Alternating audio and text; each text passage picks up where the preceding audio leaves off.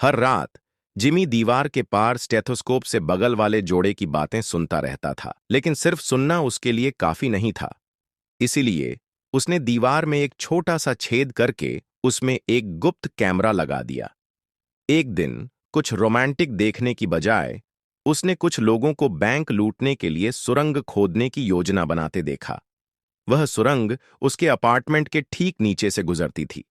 उसने gang leader को अपने एक आदमी को बेरहमी से मारते भी देखा। जिमी घबरा गया और 911 पर कॉल करने ही वाला था कि तभी एक बूढ़ा आदमी कमरे में आया।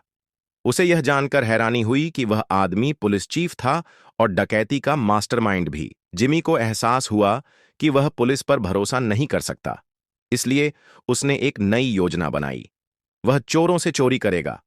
लुटेरे सुरंग के जरिए चुराए गए पैसे को एक छोटी गाड़ी से ले जाने की योजना बना रहे थे। जिमी अपने अपार्टमेंट के नीचे से एक गड्ढे खोदेगा और जब गाड़ी उसके अपार्टमेंट के नीचे से गुजरेगी तो वह पैसे उठाकर गड्ढे को बंद कर देगा। क्योंकि जिमी को चलने फिरने में दिक्कत हो रही थी, इसलिए उसने ऊपर रहने वाले से मदद मांगने के बारे में सोचा, लेकिन तभी उसे कुछ एहसास हुआ। ऊपर रहने वाली किराएदार की आवाज बिल्कुल उस औरत जैसी लग रही थी जिसकी आवाज वह हर रात दीवार के पार से सुनता था। उसे एहसास हुआ लुटेरों ने उसे उसकी जासूसी करने के लिए भेजा था। जब लिसा नाम की एक बेघर औरत और उसकी बेटी बारिश से बचने के लिए आईं, तो जिमी को उनके लिए बहुत बुरा लगा।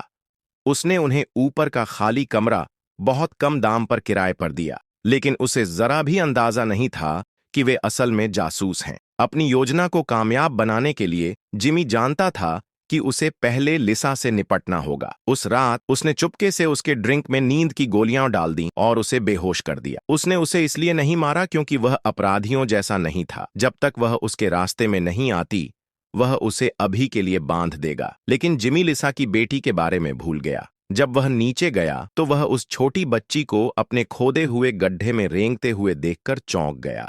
अगर लुटेरे उसे ढूंढ लेते तो जिमी गंभीर खतरे में पड़ जाता। खुशकिस्मती से लड़की ठीक समय पर छिप गई। ठीक उससे पहले जब गैंग लीडर अपनी योजना के बारे में बात करना शुरू कर रहा था, उस पर किसी का ध्यान नहीं गया। पुलिस चीफ ने गैंग लीडर को बताया कि वे डकैती की योजना पर आगे बढ़ेंगे। उस रात 10 बजे वह यह पुष्टि करेगा कि पुलिस अधिकारी दूर रहें।